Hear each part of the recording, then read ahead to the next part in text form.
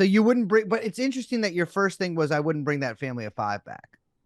Well, you've created a fictitious trolley problem. Well, unfortunately, you've dealt with the genie. You know what? I no longer want to use one of my wishes. Okay, so you wish No, for I'm less wishes. No. I'm opting out of the wishes entirely. The genie don't work like that. I'm opting out of the lamp, my brother. all wishes.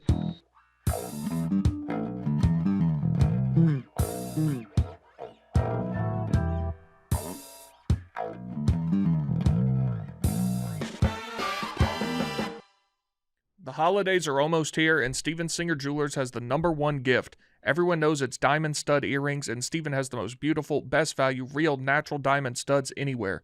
Choose a great pair of Anita diamond stud earrings starting at just $298. Steven makes it so easy to buy real diamond jewelry for someone you love. No phony sales, no haggling, no nonsense, just easy and fun. Steven's real diamond studs are flawless to the eye, near colorless, and come with his unbeatable full value lifetime trade-in. You can trade up your diamond studs anytime and receive exactly what you paid toward a larger pair. Steven also has the best guarantee in the business, a full 100-day, 100% no-hassle money-back guarantee. Fast and free shipping. Go to IHateStevenSinger.com and click on his Anita Diamond Stud Earrings, or visit Steven's showroom at the other corner of 8th and Walnut in Philly. Buy real diamonds from a real jeweler you can trust. Steven Singer Jewelers. That's IHateStevenSinger.com. Welcome back to Macrodosing. It's nanodosing. It's Tuesday, December 10th. We've got Brace Belden joining us.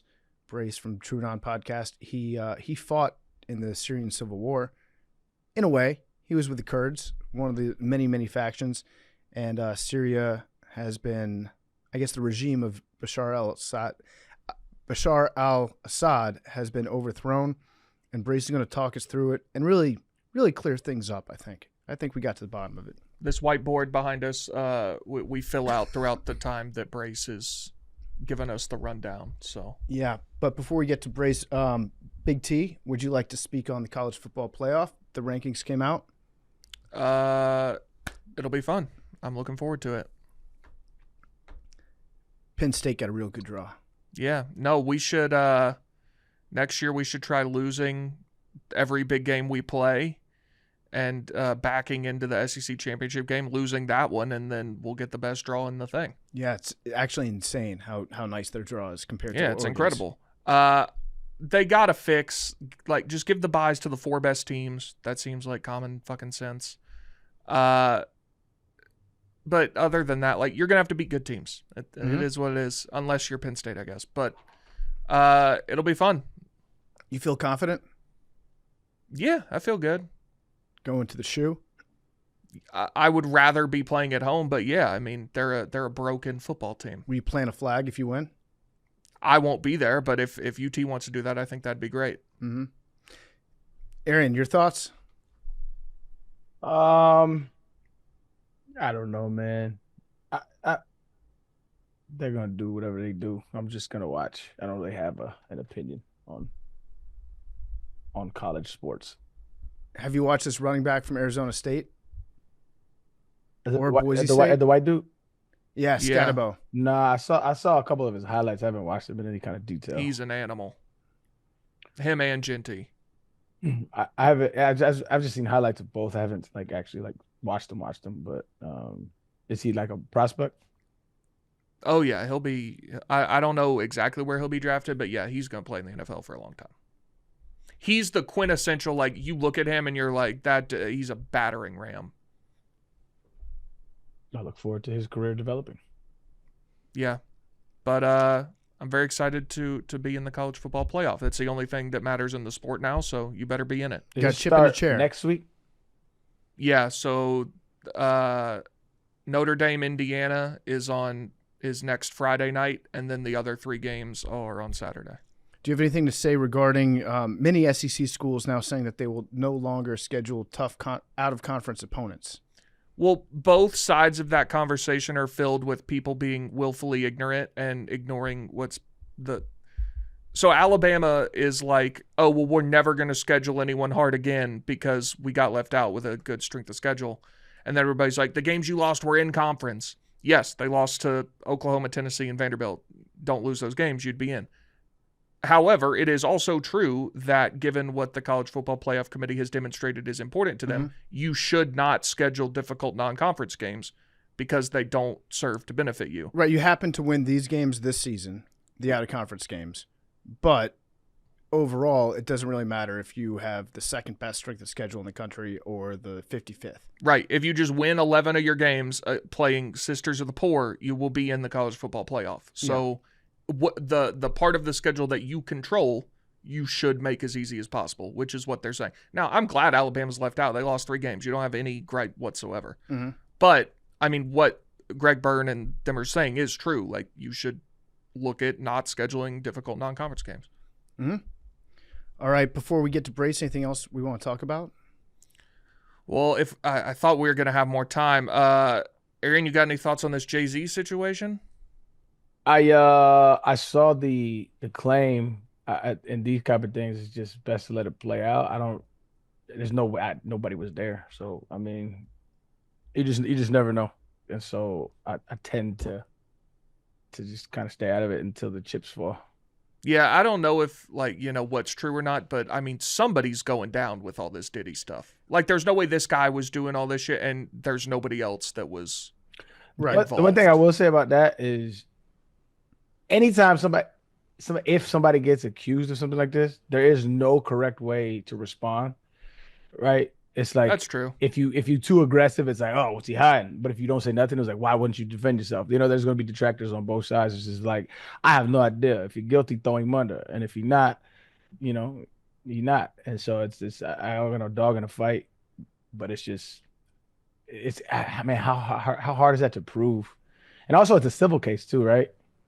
Yeah. I'm also very skeptical, just from my understanding. I'm skeptical of civil cases over criminal cases because civil is the standard of proof is less, and it's for damages. It's not for any kind of criminal accountability.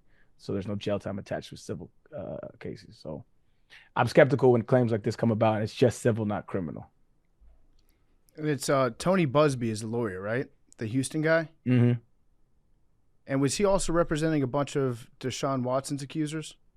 I have not heard that. It wouldn't surprise me. I mean, he's like a celebrity lawyer. Yeah, if he's a celebrity lawyer, then that could be possible. I don't know. I haven't heard anything. I'm sure this guy. I haven't really looked into his past like that though. So what are they accusing Jay Z of? There was a 13-year-old that allegedly Diddy, after I think one of the VMA awards or something like that in New York, I guess it was, or maybe New Jersey, one of the two, that Diddy was somehow involved in. I guess she was not courting, looking to get in, on stage or in the venue. One of the security guards said, "Yo, you look like Diddy's type." She got in somehow, ended up in a hotel. Jay Z pinned her down with what they say Celebrity B, which is a woman. They didn't name who it was. That watched, and then after that, Diddy had his way with her. Pretty grotesque shit, like I said. But I don't know how you would begin to unravel that case. So I don't know. We'll see. Let the chips fall where they may, man. So I'm reading up on Tony Busby. He might own a tank, which he parked next to the river in Houston, and he left it there. It was a World War II Sherman tank, and then he got a bunch of parking tickets from it, and then they had to move the tank out. Okay. He's been in a number of high-profile things. Yes, the Deshaun Watson stuff. He sued Travis Scott for $750 million on behalf of people who were injured or killed at Astroworld Festival. He represented Ken Paxton, the Attorney General. He owns a THC-infused seltzer line. This guy's doing everything. Yeah, I don't have a very high opinion on lawyers in general. No offense to lawyers out there, but kind of just whoever they just take the business. It's rare that you have an ethical lawyer that actually does due diligence and then they just take business. And I don't know, it's a grimy business. I don't think I'd ever trust anyone that owned a tank, but that's badass. It is badass, yeah, in theory. And so Jay Z kind of fired back at him and said, like, you fucked with the wrong guy. And yeah, so in his statement, he put out a statement immediately, which is, like I said, you never, there's no correct way to respond. But in his statement and his response, he said, well, let's not do the simple one. Let's do the criminal one if you're so sure. That to me is telling. Like I said, I don't know, but it's telling, because if I was on, like, if somebody was to accuse me of something like that, right, then that would be my response. My response would be like, why are you just doing civil? Let's do criminal. But there's real implications, because Jay Z can pay off 20, 30, 40, 50 million and won't feel a thing. And so if this is really about justice, he said, let's take it to court. Let's take it to criminal court. And that is and it was like an immediate response too. So that's kind of telling. But again, I don't know. That could be preemptive. Who knows? You just never know. So you just gotta let it play out. All right. Well, without further ado, we're gonna get to Brace Belden. Yes. Well, I am banned from going to Turkey. I'm on the the gray list there. So I would be arrested if I went in the country. That rocks. But it's good that I can't go bald. Although they gotta have it in Thailand, right? Mexico? I'm sure. Yeah, medical tourism over there is pretty big. I know, because I need to get a BBL. They also have it in the U.S. But yeah, if you go to Brazil to get the BBL, you know how like on the Turkish Airways flight back, everybody's like got their heads wrapped up. On the way back from certain parts of Brazil, it's a bunch of ladies that are like sitting on their knees on the seat because they can't sit down because they got new butts. That's like an 18-hour flight too. Yeah, not easy. And you're not supposed to sit down. That's why I will never do that. How does that work? You can't sit down. So what do you can't sit do? down. You lay on your stomach For how long? or stand up. I For think the it's like entire a week. flight. No, but it's like longer than that too. Once you get back, you can't sit. That's nuts. Yeah, it is. Have any of you guys seen like a BBL Yes. like with no clothes on it? Yes. Does it look fucked up? It's too big. It's too they, big. They have tactful ones, but most of them are bad. Yeah, I could see like a tactful one, like you wouldn't note it, or maybe you'd be like that. She's got a little big of her ass is unnaturally large, but the two big ones it's too big. Yeah, you look like Jessica Rabbit, which actually, now that I think about it, pretty good. No, it's the thigh to ass ratio. That's what you gotta look for. Yes. Yeah. All right, you guys want to jump into it? I'm excited for this. There's a lot to talk I about. thought you were leaving that in. We can leave that in. That's actually a great intro.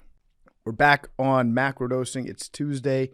It's December 10th, and we are joined by a very special guest, recurring guest of Macrodosing, Brace Belden.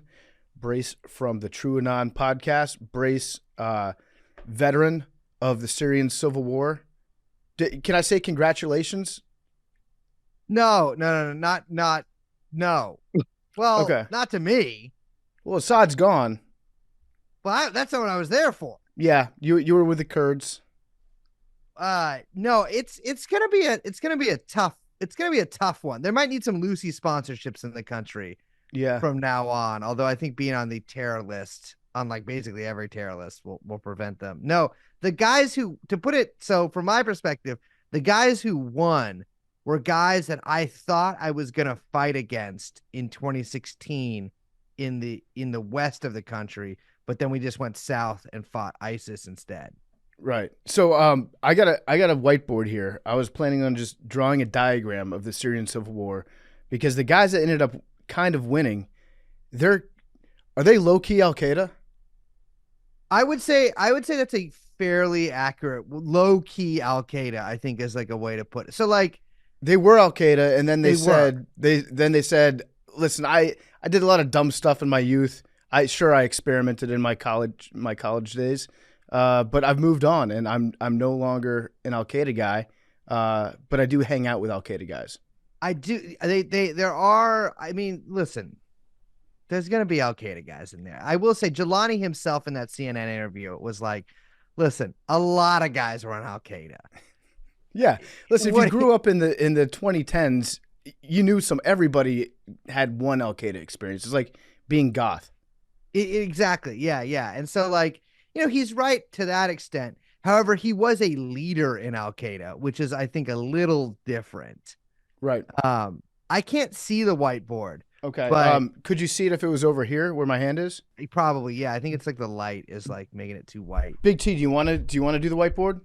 I need this whole thing explained to me like soup to nuts. Yeah. You should do the whiteboard though. It'll be good. Okay. It'll be a good whiteboard. As you get it, that's how you learn. Okay. Big T's going to whiteboard this out for us.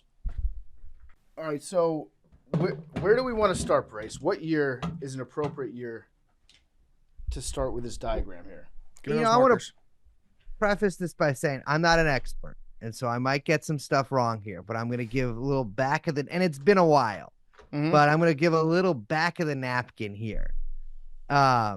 So we can go back to, I don't really know when to start, because, all right, Syria has been ruled by the Ba'ath Party, which is Baath, for a really long time.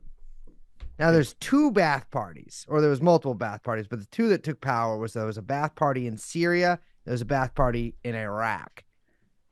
Okay.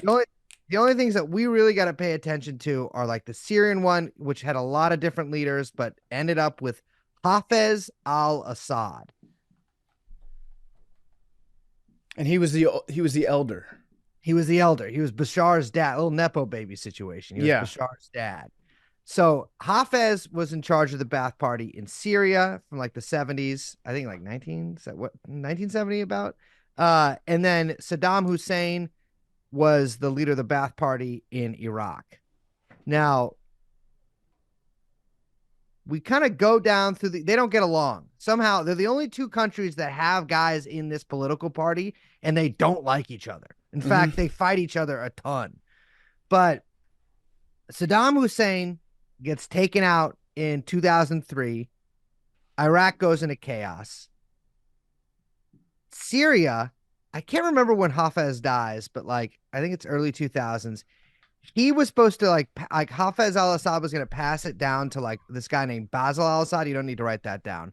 But like Bashar's brother, who was like this dude's like, he's the real successor. He's going to be great. He dies in a car accident. And so it goes down to Bashar al-Assad, who's like a skinny ophthalmologist who was living in London. Yeah, that's what's so interesting to me is he was like full on almost expat.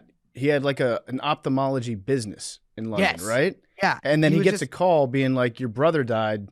We need you to go take over Syria. Yeah. Yeah. And so like the Ba'ath Party is like Arab nationalists. Like they believe in like, they're secular. They're not like, they believe in like pan-Arab unity. But really like, they have like pretty basic social services. It's like semi-socialist. They're aligned with the USSR. But then the Cold War ends and they're kind of like, well, we'll be a little more, we're still going to be the Ba'ath Party, but we'll be a little more liberal. And they start like privatizing the economy. Things go to shit in the early 2000s, the mid 2000s. And then in 2011, when like all the Arab Spring stuff is happening, people in Syria are like, do the same thing. There's a giant protest. They're like, fuck this. This sucks. We want to overthrow Assad. We want like a whatever democratic government. And that Assad doesn't like that. And there's clashes. Basically, it's open fire on the protesters.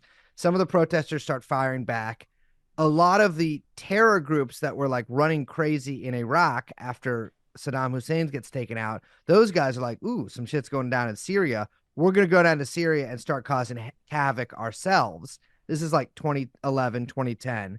They start blowing up car bombs. They're going crazy. There's like all of these like the government is fighting the protesters, but then like the jihadist groups that are coming from Iraq are also fighting everybody and like blowing up, buildings, all this kind of shit, causing terror. A bunch of army guys defect, start the Free Syrian Army. The Western powers start giving all these guys like money, guns, flooding the country with shit. And then the country goes crazy, huge civil war. The guys I'm with ended up being with the Kurds. They're in the north, in like the northeast and in the corner of the northwest. They make a deal with the Assad government, like, listen, you don't have enough guys for this. We're going to take control of this part of the country. You guys, you go down to Damascus, defend your shit. And part of that was the Kurds. They've always wanted kind of their own autonomous area. that they Exactly. can Yeah. call home, and Turkey wasn't going to give it to them. No government was Yeah. going to give it to them. So they saw a big civil war as a good chance for them to say, hey, I know you guys have a lot going on down there. We'll just look after this space for ourselves.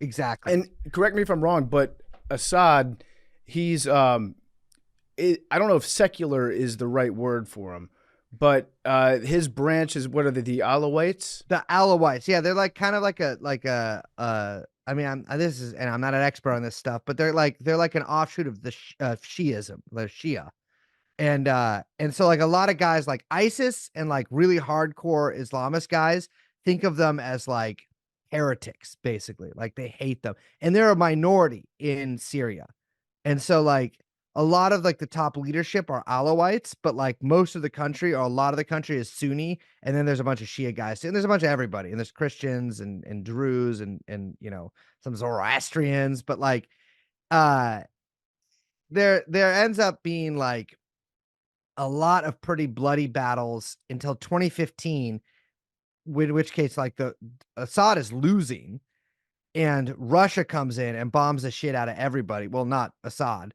but he like the Putin comes in, sends in fucking tons of planes, tons of air support, troops, and they bomb the shit out. Like that's the famous like siege of Aleppo.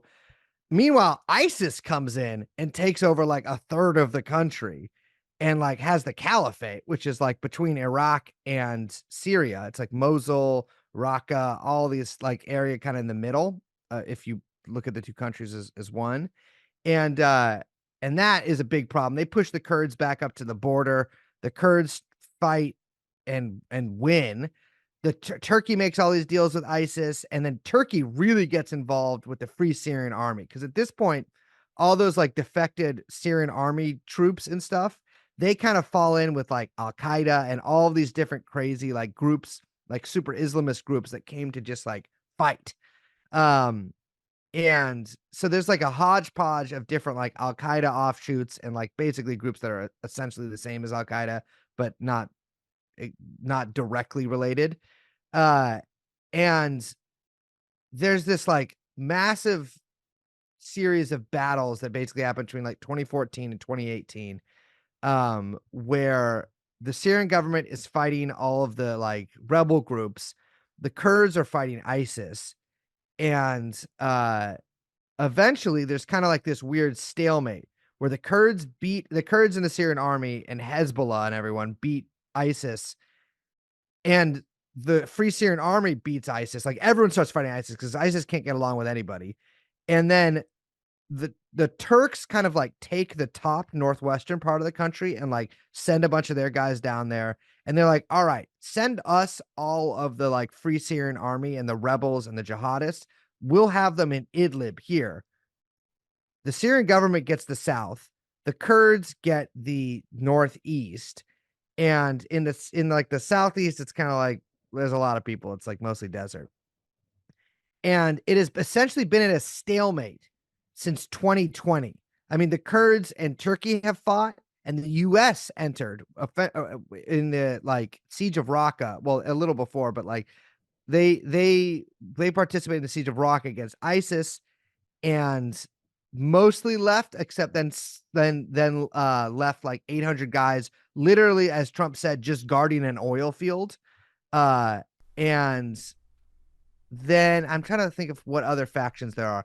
So what gets really fascinating to me too is like the major players, because you've got obviously you've got Assad and his government.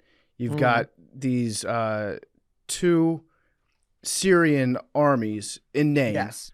And then you've got the Kurds, and the Syrian armies and the Kurds are teamed up, and they're fighting against ISIS because, like you said, ISIS, they're a bunch of hotheads. No one likes ISIS. Everyone's fighting ISIS. So you're fighting ISIS, but the whole like enemy of my enemy is my friend thing doesn't really hold completely true, because still the Kurds are not cool with the Free Syrian Army in the long run.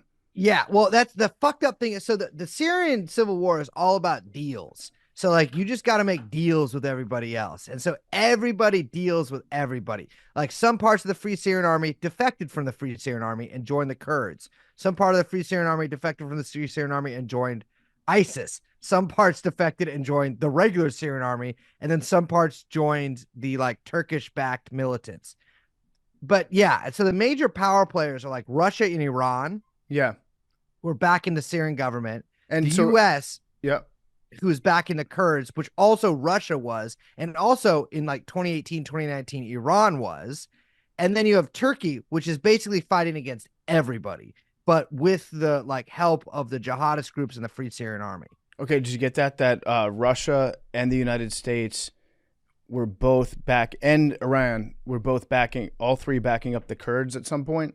Yeah, at different points. At The different points? Russians are still there, but Iran just like gave them weapons in 2018, 2019. And so why is Iran involved in this? Well, it's from what I know, because they see Syria as just an open piece of land that they can use to funnel arms and resources and people to Hezbollah.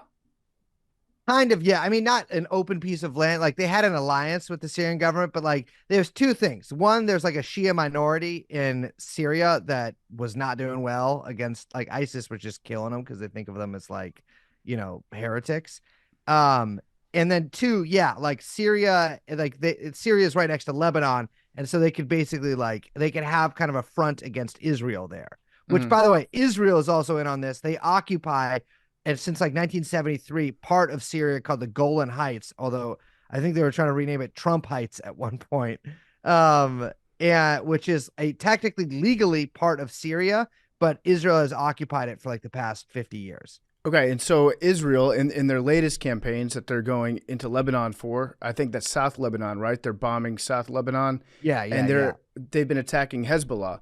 Yes. That means that Hezbollah has been weakened throughout Syria because Israel is attacking them. And also they're getting support, air support from the United States in parts of Syria to help disrupt some of the supply lines of weapons going into Lebanon and going into Palestine. So the U.S. is taking out in conjunction with Israel, the U.S. has been taking out Hezbollah and some Iranian factions that are in like South Syria.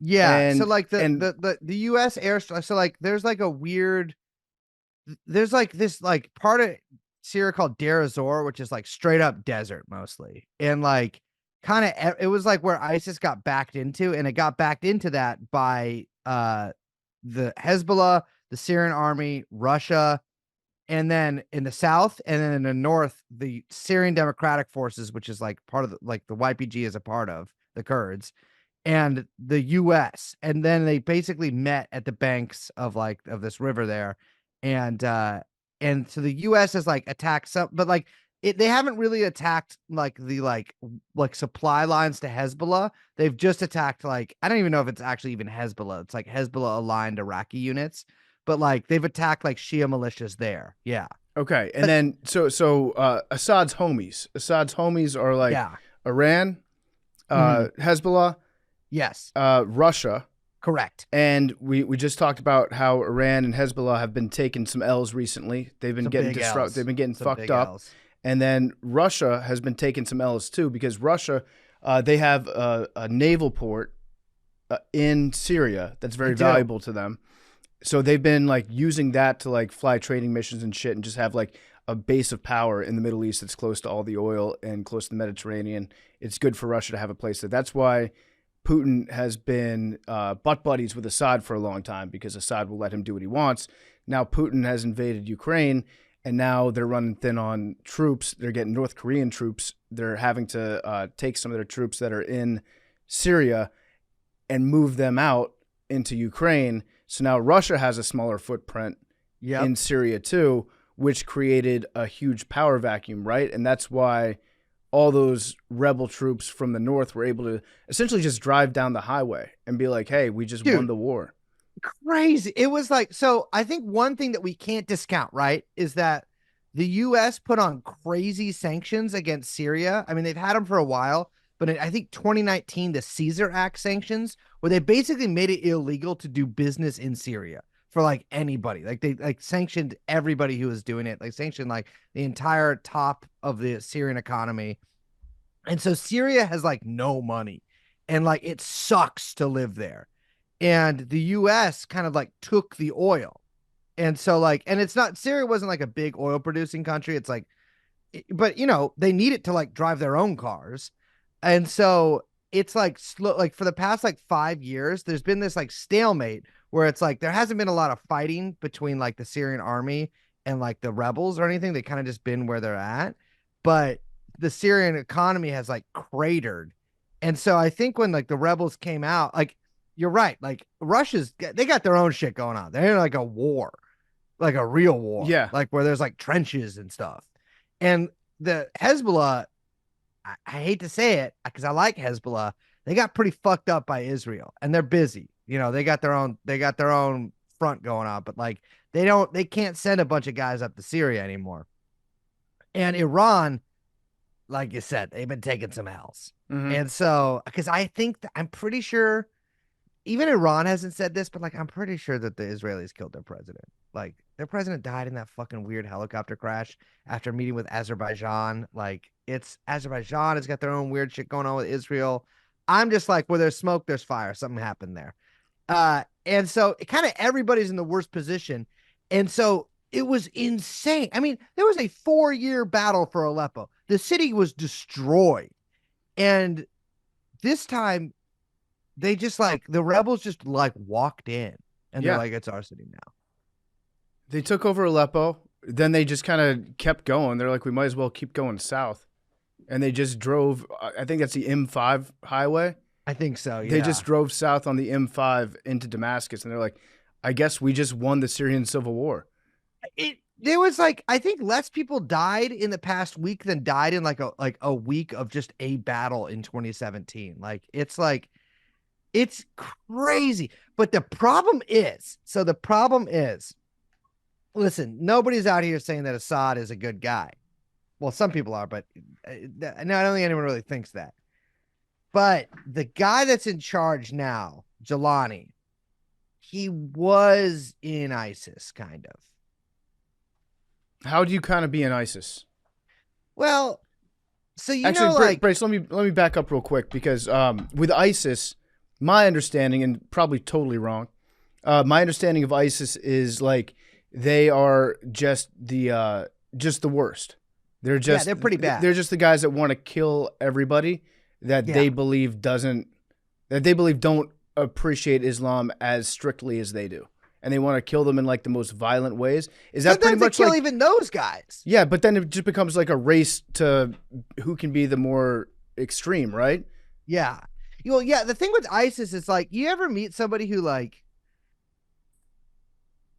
will try to like a guy who's like saying like slurs and then like looking at you and like you get a reaction or something, you know, like a guy, or not named slurs, but like a guy who's like really vulgar and like edgy and tries to get a reaction out of you. It's like, hey, check this out, pretty cool, huh? Mm-hmm. It's like that's like it's like a group of guys like that. Like I remember one time we went into this like village and like there was like this little battle. There was like three ISIS guys in there, killed them.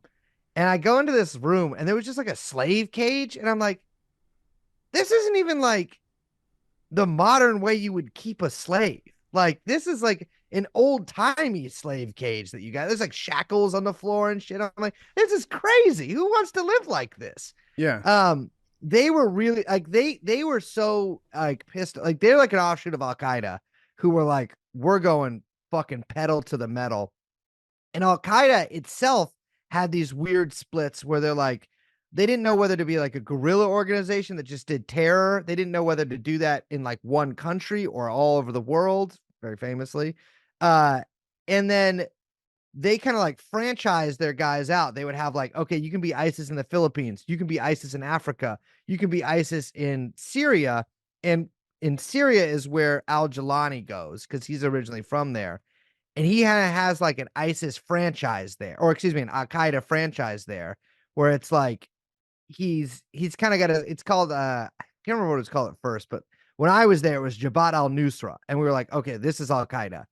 And then he has this like fight with Al-Qaeda where Al-Qaeda is like, we're an international terror organization. He's like, no, dude, we're just going to be a Syrian terror organization. Like we're not worried about like going to Paris or whatever. We're doing it here.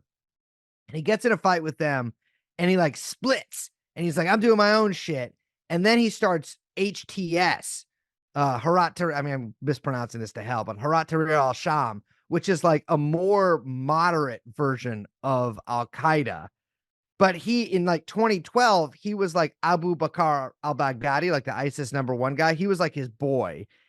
And in 2013, they did go on an Alawite killing spree on the coast that Jelani participated in. It was called like Operation Cleanse the Coast, which is not a very friendly name. And that was HTS. That's the group that's in like Northwest. That was an HTS. That was because that started in 2017. That was just like Al-Qaeda Syria. You know, like, but it's the same guy. It's the Al-Nusra Front. It's the Al-Nusra. Yeah. And now he's like, let bygones be bygones. I was a different guy. In 2017, he like was like, I'm not Al-Qaeda anymore. I'm going to make friends with like the more secular or less like crazy jihadist guys. And I'm going to like kill everybody who disagrees with me, including ISIS, imprison everybody who disagrees with me, but that I don't kill. And everybody else basically has to like kind of come under my command. And they fight this civil war in Idlib, in that corner of the country they control. And he comes out on top. And he's kind of just been like brewing his own shit there. And like there's Sharia law, but it's not it's like more like, you remember the Taliban first came to power and everyone's like, they're letting the chicks read. Yeah. It's kind of like that. It's been like that for like 4 years. So that's the guy that is now in charge of Syria, kind of, if you can call it that. I know that their prime minister like signed a declaration transferring power. Assad is, we think, in Russia. Yeah, he's in Russia. That's what we've been told. Can I, sorry to interrupt. I need to ask a question because this was my question from the beginning and it hasn't really been answered. Okay. You can join ISIS as a Christian. Yeah. Not planning on it. Assad, bad guy for sure. Bad guy. Seems like the guys that were fighting him though, also bad guys. Like Correct. who's the good guy? Right. We are the United States. For sure, but like, so everyone in this is a bad guy. Yeah, I think the civilians are the good guys. Like, there's a lot of people that they don't have a side in this. They're just trying to like go about their everyday lives. But yeah, all the different factions, they've all done bad shit. Yeah. Basically, like, that's the thing is, it's hard to kind of be like, because you want to look for like, who's the good guy here? And it's kind of tough. It's tough. I mean, the guys I was with, the Kurds, were like the least bad guy. I mean, they have like women. I mean, my commanders were all women. You know, they have like a secular, semi-socialist ideology. But then they collaborated with the US and like took over a bunch of the South. And it's like, okay, well, now you guys are fucking yourselves. And they're also saddled with like 50,000 ex-ISIS guys in like this giant camp that's like barely controlled. It's like literally like a refugee camp. And so like, but they're not trying to take over the country. So they're kind of moot in those calculations. But between like al-Jilani and Assad has killed more people, but like Jilani was in ISIS and they would have definitely killed way more people if they just could.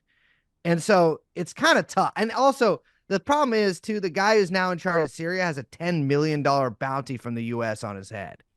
So what do we do about that? Are we just kind of like, we can forget about that bounty now? Nobody knows. So it should be, now that he took over, and Assad, again, very, very bad guy. He was gassing his own people. He was using chemical warfare. He had prisons, which we can discuss in a little bit. Some of the prison videos are just absolutely insane of the stuff that they're uncovering. So the fact that he used chemical weapons tells us he definitely has chemical weapons. And now the person who's in charge of Syria, that guy, former ISIS, former Al-Qaeda, now that guy's got chemical weapons. So what's going to happen? That's the thing is nobody knows. Nobody knows what the fuck is going to happen. If you told me a month ago that Jelani would be in fucking Damascus and Bashar al-Assad would be in fucking Russia, I would have looked at you like you were a nut.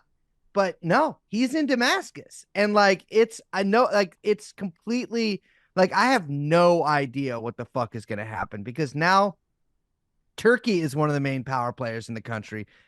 Jelani is like trying to make overtures to like, he's like, Russia, Iran, we're fine. We're not going to go to war. Nobody knows what's going to happen. Israel is fully invaded through the Golan Heights.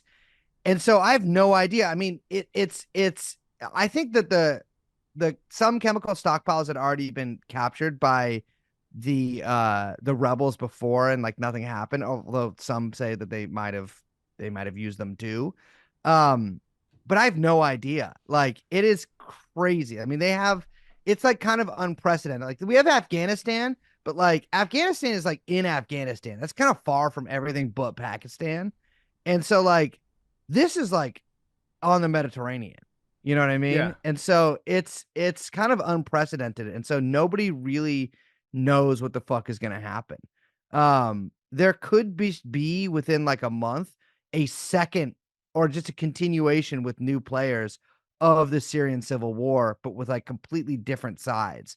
Nobody knows, because there's a weird other faction called the Syrian National Army, which are just mercenaries that Turkey got from Syria. It's like 10,000 guys. And like, they've sent them to Azerbaijan and they fought against Armenia. They sent them to Libya. Like, they sent them to Africa at one point. Like, they just kind of like send these dudes out wherever and make a little bit of money. And so now those guys are fighting the Kurds in like a crazy ass battle that's happening right now in Manbij. And so it's like that there's like this other civil war that's still happening in the north, and nobody knows which side HTS is going to join. Okay, so the big winner in this, is it fair to say Turkey? Turkey, you got to give it to them.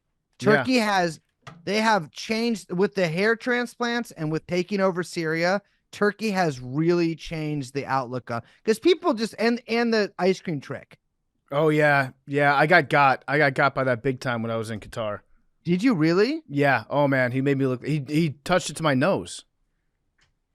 Oh, the man put ice cream on my nose. I don't even know what I would do. I think I would have to do Japanese style honor suicide. He booped me with. Have you ever seen the ice cream trick? Yeah. Yeah, he was like turning upside down, hit me in my nose. You let a man boop your nose? I've let a man boop my nose with ice cream, yeah. It's the most emasculating. I'll never recover from it. It was tough. Bad. But yeah, Turkey's up big. Because Turkey is up big right now. Like, they are fucking, because they've basically been protecting HTS for like the past 4 or 5 years with like, and not letting the Syrian army invade. And so they are kind of like, they're doing well. And they're playing both sides, because Turkey actually sells. You know, Turkey's always like, fuck Israel. We don't like Israel. Erdogan's like, we hate Israel. They sell oil secretly to Israel. Everybody knows it. It's like not like a conspiracy theory. They like sell oil illegally and secretly to Israel. And now they kind of got to put their money where their mouth is, and they won't. And so they're like they're sort of the kingmakers right now. And I think they're going to tell Jelani. I think someone's going to shoot Jelani is what my prediction is, because he's too powerful. But Turkey is really like they're kind of in the driver's seat right now. It's crazy. Yeah, Ottoman Empire. It's absolutely nuts. Turkey also has a bunch, like I think hundreds of thousands, if not millions, of Syrian refugees that the Turkish people have been like, Erdogan, you got to get these people out of our country. You're straining the public services, and he's been getting less politically popular over there because of the refugee crisis. So now that Syria is technically liberated now, all those refugees are free to go home. So he just got rid of his refugee. They'll probably just make them go home. They'll probably just drop them off at the border. Yeah. My other question was, is this going to fuck us somehow? And are we going to be involved in this? Good question, Big T. History would tell us yes. Right. This might fuck us over, but I don't know. I don't think that we have. I mean, we're flying like air missions and shit over there, probably providing like a couple of special forces things, but I don't think that we're like super involved in Syria right now. I think we have 900 ground troops at the Conoco oil fields, and not to sound like, I mean, this sounds like some like 2005 like anti-Bush thing, but Trump really literally said like, we're gonna take the oil. That's what we're there for. And it's like, what we're gonna take? It's not even that much oil. It's like a gas station's worth. It's like $1.5 million a year worth of oil, or excuse me, a day worth of oil. But like, so they've got 900 troops there on an oil field in a base, ostensibly to fight ISIS, but I mean, who fucking knows? Like, there's no reporters out there. Yeah, so the troops that are in Syria right now that are kind of in charge, I think they've gotten most of their weapons from Russia. I think it's like, I don't know, the majority, I'd say like 60 to 80% of their weapons come from Russia. I'm sure they have, some American landmines tossed in here and there, but it's not like it's our weapons that are going to be left over that they're going to one day fight against us with. It might just be somebody else's weapons. And if a guy is Al-Qaeda and now he's running a country, I could see things not going so well politically between that person, Israel, and the United States. Well, so hypothetically, the weird thing is like Jelani in the past like 5 years has publicly moderated his views and been like, the whole like making everyone dress in all black, we don't necessarily got to do that. Like, women can go out to eat at restaurants. They can't sit with the men, but they can go out to eat. Like, we're not, in the past 2 years, they've like let Christians worship. But the problem is like, who knows if he can get control of the country, because, he has ostensibly he's in Damascus and like he's in charge, but like there's a bunch of guys like, remember the Uyghurs? Yeah. There's just like a bunch of Uyghur militants out there, like ISIS Uyghur guys that are like under Jelani's command in the Turkestan Islamic Party. And like, who knows what the hell those guys are going to do if they're going to start killing people, like try to do like weird Sharia law enclaves. My friend Jack killed 3 Uyghurs in like 2015. And he said, because you know how like they're kind of famous for stabbing motherfuckers in China. I'm going to take your word for that. Yeah. That's That's why they got like, there was a big roundup and they got put into internment camps. Yeah. Because the Chinese government was like, all the Uyghurs are stabbing everybody. Because of the British style stabbings in fucking in Xinjiang. Well, my buddy shot these 3 guys. I mean, they were attacking him. He didn't just like shoot these guys, but he shot these guys. And he's like, dude, 2 of them just had knives. It's like, there's more guns in this country than like a fucking American high school. And you just are coming out with knives? That's insane. Yeah, those guys are psycho, though. I wouldn't want to get in a knife fight with those guys. Hell no. Dude, that's like, they should make a fighting game that's just every race in the world and their most stereotypical weapon fighting each other, like Mortal Kombat style. Oh, shit, that would be awesome. Who do you got in that one, Big T? I don't know. I'd need to hear the weapons. Well, what would be the white man's weapon? Well, I get it depends on the country too. I think if we're talking like Sweden, it would probably be like maybe even just skis. Yeah. Or if it's France, a lit cigarette. Yeah. I think in England it would probably be like a scepter, maybe, or like an eel pie. Yeah. In America, unfortunately, it would probably be a whip. Mexico, I think you could get them with like a what would the Mexicans have? I guess like some kind of like a donkey.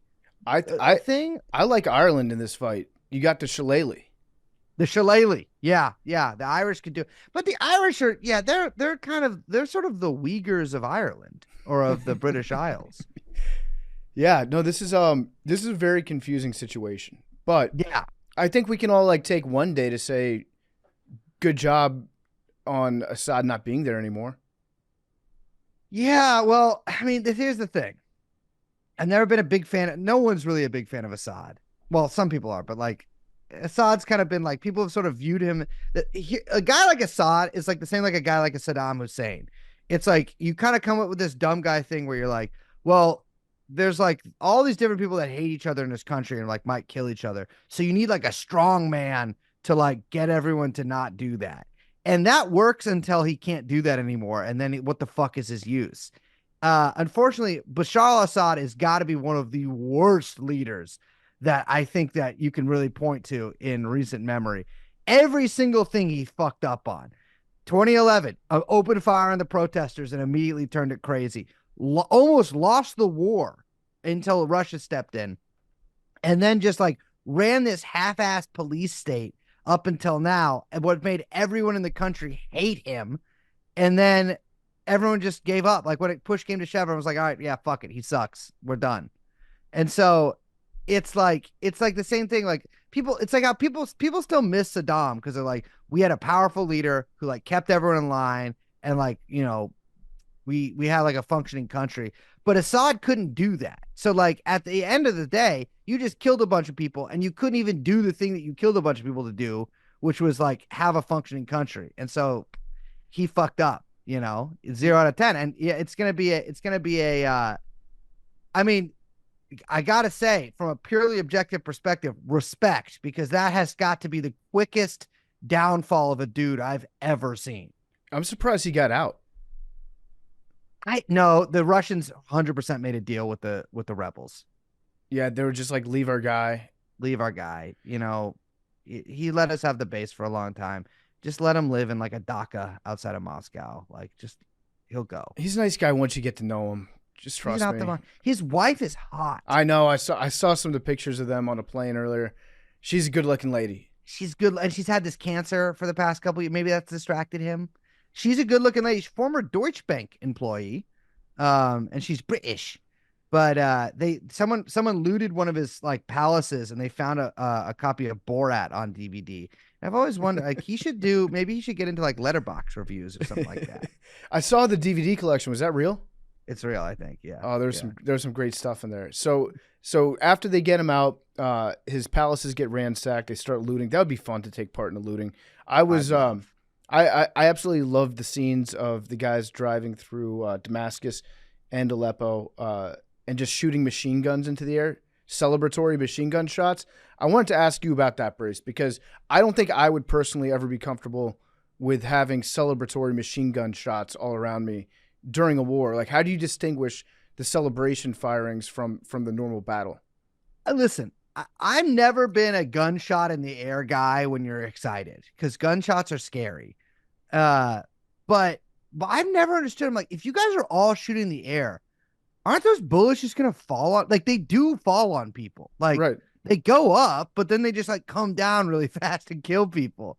And so it's I think actually HTS had to put out a memo, be like, guys, stop shooting your guns in the air. Like, it's really freaking people out. Also, it's like probably gonna kill people. And also it sounds like there's a battle. And so like whenever we took over places, we would just like make a fire and then like drink tea and stuff. Like, we didn't really, because you don't know what the fuck is happening. Someone's like, if you hear a bunch of gunshots somewhere, you're gonna assume that people are shooting at each other. Yeah. And they're one-handing it, so they don't have good muzzle control on there. Dude, so I've seen these videos, mostly like from like weddings in Pakistan and stuff, where people like are shooting into the air, and then the bullets just all start coming down on people and like fucking people up. It's like, you don't want to do that. Yeah. No, it seems like people are pretty excited there, but like Damascus right now is like, I think kind of in a state of anarchy where like a lot of shit's getting looted, and like you see someone rob the bank. Yeah. Like, there was like a major bank heist that seemed to have been pre-planned, where like all these guys came and just fucking rob. I don't know what the fuck they're gonna do with that money, because like inflation makes Joe Biden look like, I don't know, Keynes or whatever. That's probably not an accurate thing, but it's like, you really gotta. It's like Weimar era inflation. I have no idea. Yeah, it's like people seem pretty happy, but also just like have no clue what the fuck is gonna happen next. And I think the minorities are like, are these guys going to kill us? Like, what's going on? But everyone's pissed at Assad. So like, there's like, even people who would have been pro-government are now like, fuck that dude. And the prison stuff, not a good look. Yeah, the prison stuff. It was insane. So we've seen a lot of videos of the rebel forces taking over prisons. There are some that are like 3 or 4 stories deep into the ground, not counting everything that's above the ground, with hundreds, if not thousands, of cells that are monitored on CCTV. Yeah. And they don't know even how to get to some of the lower levels, because the security features are only known by people who've since fled. So there are prisoners that are underground right now. They don't know how to get to them, that are just kind of chilling out down there, don't know that a war is even happening, don't know that Assad is gone, and now they're just waiting for their next meal that's not going to come unless they can be found. Yeah, exactly. And so like, I think they're like really trying to, I think there's a lot of like, there's some shit that I saw, I was like, this isn't true. We're like there's 100,000 people down there. I'm like, no, that's like more, there's not 100,000 people underground. Like, that's just not. But like, there's like a lot of people deep down in there. Like they were pulling out guys who were like, they pulled out one Kurdish Peshmerga guy, which is like not the Kurds from Syria. It's the Kurds from Iraq who got captured by ISIS 10 years ago. It's like, how the fuck did you end up in here? Like, Yeah. there's like Hamas guys, because Hamas and Assad didn't get along for a while. And so like there's Hamas guys that have been missing for like 15 years down there. It's like, it's crazy. Like you don't want your dungeons to be opened Right. after you leave. Like you got to he should have thought of right when they took Aleppo. He's like, all right, we got to start releasing people on our own. So there's not these scenes of people leaving, because boy, it's like the dudes, like all these guys, like shell shock. I saw a naked guy. Yeah. I saw several naked people. I saw kids, like kids that were born down there that have never been out. And there are a lot of innocent people that Assad put in there. Just anybody that he thought was in opposition, boom, you're in a lot of prison. political prisoners in there. It's like, I mean, that's sort of what the Ba'ath Party has been famous for in both Syria and Iraq. Is just kind of like putting their opposition in there. But I'm like, I never understood that, because like, okay, like, and there's dudes in there who like their families are like, the government told us our dad was dead 10 years ago, like, but he's alive. But I never understood, like, why don't you just kill them? Like, from a purely like, you know, like detached standpoint, like if you've got this guy in prison for the rest of his life, you hate him, you're never gonna let him go. You told his family they were dead. Is it just to torture them? Like, I don't understand it at all. Maybe as a bargaining chip in the future. I don't know.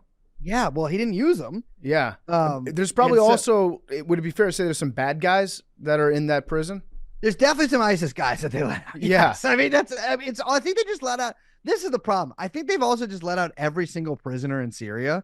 And like, there's people who are in there for like murder and stuff. But I don't know what you're supposed to do, if you're supposed to go through the record, you know, who knows? That's not going to happen.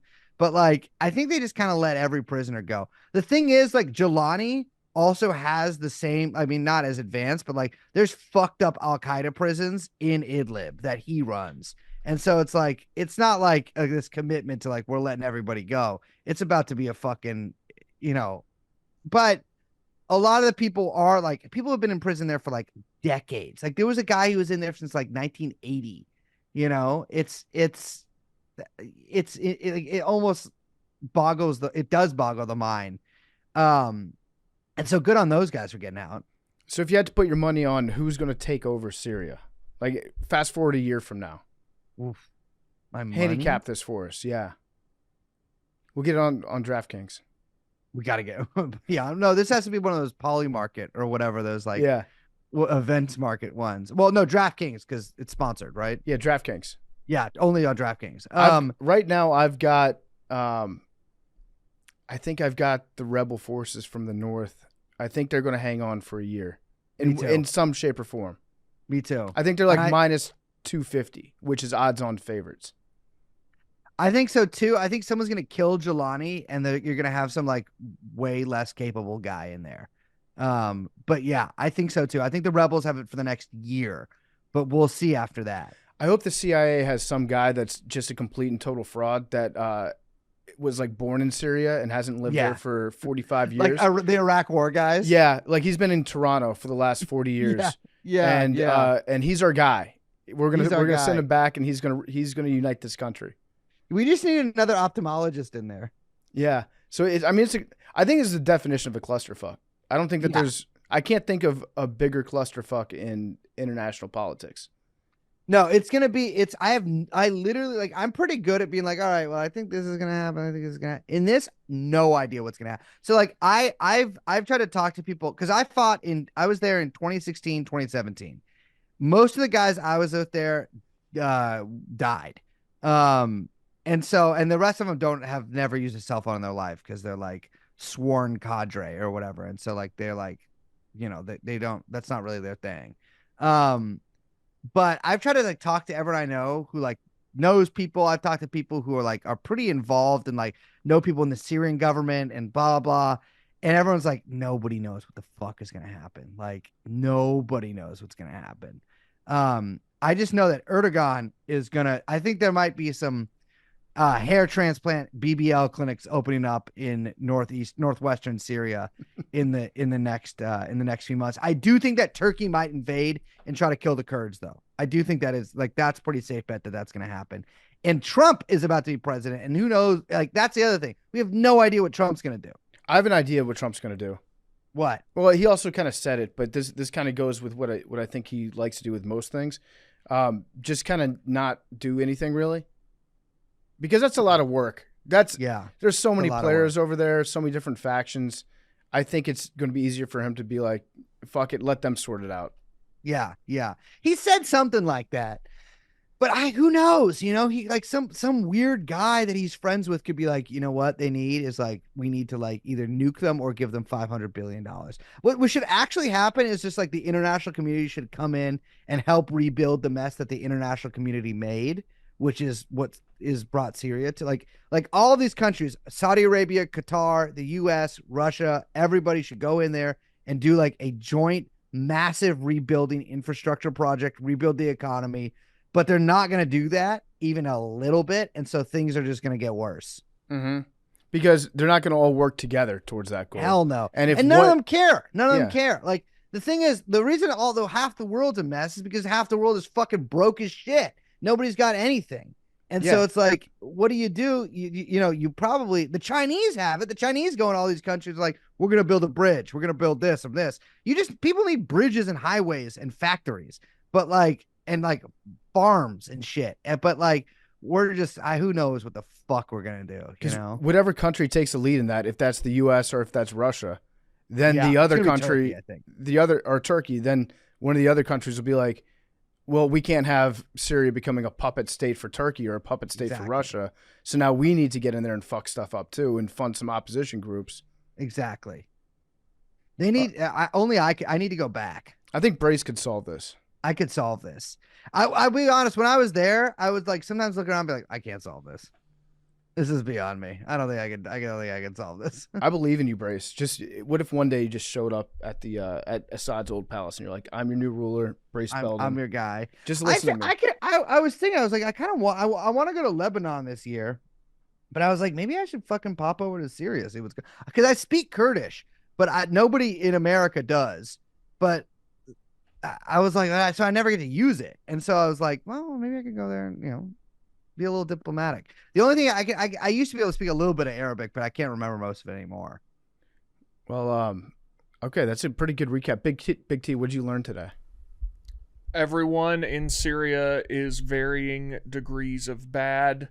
The new guy in charge used to be kind of in ISIS, but now he is reformed. He might get shot. And I didn't know they'd freed everybody in prison there. That seems slightly problematic. Yeah, it could be. It could be one of those things that seems like a great idea in the moment. But you might also just be like, I'm so glad to be out of prison. Yeah. You know? God, yeah, you never thought you were going to live. Sure, that's the prevailing thought. Yeah. Prison. So a bunch of my friends, all right. When I was leaving Syria, you have to like sneak across the Tigris River, and like then you go to like a guerrilla camp, and then the guerrillas like put you in civilian clothes and you drive you through northern Iraq to this town Suleimania. So like there's like 40 million Kurds in like 4 different countries. The only place where they have like an autonomous area is in Iraq, but it's governed by these 2 clans who hate each other. And so there's like 2 capitals. There's Erbil and there's Suleimania. And the guys who run Suleimania, they're kind of cool with the guys that I was with. But the guys who run Erbil hate the guys that I was with. And so you have to drive through Erbil to get to Suleimania. And so we had to pretend to be tourists, which is a tough sell to a checkpoint guard in northern Iraq. Because they're like, what the fuck are you looking like? What, you're a tourist? So there was like 6 of us in like different car, or I don't know how many, there might have been more, but we were like in different cars kind of going at different times. And my car got stopped at a checkpoint. Every car gets stopped at a checkpoint. My car got stuck at a checkpoint, and like you might get arrested, which they told us that would happen, and you might not. But the guy who was driving our car just bribed the checkpoint guy, and the checkpoint guy took the bribe. He's like, all right, get the fuck out of here. Every other car except for one did get arrested. And so like a bunch of guys I'm friends with ended up having to spend like a couple months in Iraqi or northern Kurdish Iraqi prison. And they're like, it sucked. Like everybody, because they just put you in there in like one big cell, kind of, and they were all in there with all these ISIS guys, who they because the good thing is, if you're American, even if you're not in very good shape, you've eaten 10,000 times more protein than anybody else in the world has. And so when they actually got in there, there's no guns. They just beat the shit out of anybody who like all the American guys and Western guys that were in there. They beat the shit out of these ISIS guys and like took their cigarettes and all this stuff. Kind of like classic jail prison situation. But they were still in there for like 2 months, and the American ambassador would come in and be like, you guys are fucking idiots. Like, I'm not even gonna work that hard on getting you guys out. And so I'm like, I'm really glad. I will always thank God that I didn't, and whichever God is listening, that I didn't get sent to Iraqi prison, because I don't think I would have done too well there. No, probably not. We have our Thank friends. God I'm not circumcised. We've got some buddies that they're frequent guests on the show, Chaps and Donnie, and they have a podcast called Drop a Pen, where they talk to somebody that's been in different countries throughout the world. And they had a guy on, I think their first episode, who was in Syria, just to like check Syria out. And he got arrested over there. They thought he was like CIA. He got put in Syrian prison, if you can imagine that. And yeah, he got out through like, I think there were like 2 back channels that his family had to go through, talking to somebody who then talked to somebody that knew somebody in Assad's family. That guy, that's like a 1 in a million shot for an American to get released from. Oh, he's an prison. American. Yeah, American that was in prison there. Yeah. Dude. Well, so it was funny because like, in order to get out of the country, you have to like, you're only allowed to be in Iraq for 30 days without a visa. And so like, obviously I'd been in that area for more than 30 days. So we just went down to the passport office, and this smuggler that I was with, named Chavresh, which translates to black eyes. He ended up just pulling out like this massive stack of dinar. And he's like, all right, change it. And the guy just wrote a different date in my passport, which I still have. And I was like, okay, well, I guess that's how you do things. The thing is, it's all about deals. And Assad he just had no deals. He was kind of a wimp. Deals. Like, just based off vibes, he did not give off strongman, authoritarian dictator Hussein, vibes. Saddam. Yeah, grow a mustache. Mustache, kind of big, fat, crazy psycho sons. Like, you got your shit. Bashar al-Assad, like, he was meant to be an ophthalmologist, and he just could not, like, I don't think that dude knew what the fuck was going on basically the entire time. No. All right, well, he's gone. Bye, bitch. Later. Do you want to talk about UnitedHealthCare real quick? They caught the guy. Luigi. Aaron, did you see that? Yeah, it's like breaking news. They allegedly caught the guy. Luigi is his name, an Italian. Yeah, so let's see who he's following on Twitter. He's a big Huberman guy. Do you guys think Huberman? Do you guys think that causes people to kill? Who's Huberman? It's hard to say. I would say all recent evidence points to yes. That's true. Who's Huberman? Huberman. Andrew Huberman. He does the podcast. He's like a neuroscientist. Mm-hmm.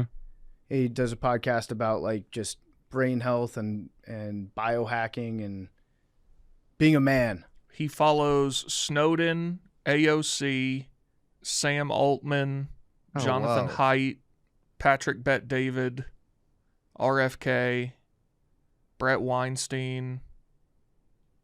Oh my God, he follows like all of these. Like, this is like his Twitter account he follows. Still up? Yeah, his Twitter account's still up. He follows like every, like, I don't know how to say this nicely. This is the most autistic list of people you can follow that you could ever get. Like, it's all like tech people and health people and like kind of like center right, but then also Trevor Noah and Phil Jackson. And Phil Jackson. Yep. 11 Arrowhead. rings. So he's got an MSc and BSc in computer science at Penn. I don't know what either of those things are. He follows Richard Dawkins, the atheist. Oh, here's him. Okay, it says PFT commenter. I will do it. It's your tweet is deleted, but it says I'll do it. Yes, I got the message. I'll do it. The first thing I looked at was, has he retweeted Pardon My Take at all? I always I'm look. clean. I go on our Patreon and I look every time there's any kind of incident. I'm always like, did he subscribe? We've only had one of those. The guy who set himself on fire outside the Trump trial had DM'd me a bunch, and I had blocked him because he posted a picture of his penis on our subreddit. I listened to your podcast that you did after the second Trump attempted assassination. Mm-hmm. That guy, and how you were very concerned that he might have been a follower of yours. Yes. But if you haven't listened to that, go listen to that episode of True or Not, because you guys read everything that this guy ever wrote, and there's a lot of it. This guy was addicted to writing shit publicly, like in blogs, letters to the editor. I still my God. I still can't figure out what that guy is. Like, no, me either. And he's alive. Yeah, he's alive. I hope we hear more from him. This guy also follows Steve-O, the UnitedHealthCare assassin. So eventually we get down to like, he's just saying random tweet and then a bunch of numbers, and he does this for days. And no, they were all on the same day. Oh, they were all on the same day. You're right. It was like he created his Twitter account and tweeted random tweet 45, 72, 31. Anybody did it like 50 times. Wow. He has a Goodreads too. Let's see what he has here. It looks like Barstool Guide to Killing People. That's a good book. Oh my God, dude. It's all like the most like, it's like, okay, wow. One of these is the Lindy effect, but it's like Infinite Jest, Socrates, Aesop's Fable. Who has Aesop's Fables on their to read list? Siddhartha, Moby Dick. He's the most boring person I've ever heard of in my entire life. Algorithms to Live By. That's big time, like AP senior in high school AP student vibes. I mean, that sounds really like a computer science pin guy. Yeah. Yeah. But that's what I'm saying. Like, this is like a guy who like is not autistic, but like Asperger's, who's like really into like learning the science and the secrets behind the science, and like, why do we think the way we do? It's the most boring. He's boring. Yeah. His last quote that he liked on Goodreads was a Dr. Seuss quote from the Lorax. Unless someone like you cares a whole awful lot, nothing is going to get better. It's not. Oh, wow. He also liked a lot of Ted Kaczynski quotes. Did he really? Oh, did he really? A lot of the same stuff that we talked about last week that we said, Ted's got a point. All right. Well, he's got the bullet journal method, although I think that's about a way to journal. Crooked, outwitting the back pain industry. Interesting. Okay, so he's got back pain because he's read several. Oh yeah, Industrial Society and Its Future. Mm-hmm. Wow. So he has a couple books about back pain. I guess he might have just killed this guy. Interesting. Luigi Mangione. I will say, like, you guys, I'm sure, have obviously watched that video more than once, but like the way he goes up to the dude and shoots him is so like, I would be shaking, like putting on a fucking city street, like pointing a gun at somebody. My ass would be like, you'd have to take some fucking beta blockers in order not to have a panic attack. Yeah, this guy was calm, cool, collected. He was captured in a McDonald's. The McDonald's customers called it in. They called the cops, and they're like, hey, there's somebody here acting suspicious, and he matches this description. I hope that he got to eat before he got arrested. What if he was just like, he wanted to have the McRib? It's back. Yeah. Yep. I hope he got his meal. Why was he in Alatoona, Pennsylvania? Oh, how many days? 5 or 6 after this happened? He should be long gone. So my hypothesis is, well, it's been said that he took a Greyhound bus out of the city, and then I feel like he probably transferred to a line that was going to the most random city that he could think of, and he landed on Altoona, Pennsylvania. Which is how far from New York? 6, 7 hours? I think it's like 4 hours. Yeah, not even. Yeah. I've been to Altoona, Pennsylvania. I played a show in Altoona, Pennsylvania. It sucks. No disrespect to Altoona, Pennsylvania. No, not taken, I'm sure. I don't think anyone from Altoona would disagree with me. But that is, he turned himself in so he didn't have to be there anymore. He had a slice of Altoona pizza. Yeah, And he was this like, place "Fuck this." blows. Can y'all tell me why hundreds of people are following this guy every second? Like, it keeps refreshing. He's at 50,000 followers right Yeah, now. He's at 50K. Yeah, He's not going to post anything. right. I And know. it's Well, just maybe he probably will. putting you on a list. Well, the list now is too big. Yeah, I mean, it's Uh, literally putting you on a list. But God, I wish likes were still available on Twitter. I know. That they Elon. really took that from us when a guy shoots a bunch of people or anybody, seeing what they liked on Twitter, because it's always porn. Yeah. There's some dirt in their background for sure. Oh, When they you like can't their see who own people like tweets? anymore? No. Oh, It's damn. bullshit. I know, because sometimes you'd find someone, like someone would say something mean to you, and you'd look and be like, okay, well, you're jacking off to Pokemon and porn. So I'm like, No, I didn't even know. I never really checked Twitter before, but it seems like a this is why Jordan Peterson always bothers me. Overcomplicates everything he says aloud, wasting everyone's mental bandwidth and having to decipher it. The best teachers are the best communicators. Clear, succinct, simple language. Don't disagree with Wow. that. I mean, yeah, I guess he's right.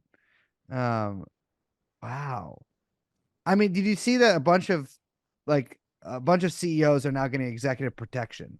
Yeah, that's the first thing. Like all the executive security companies are doing great business right now. Phones Yeah. are ringing off the hook.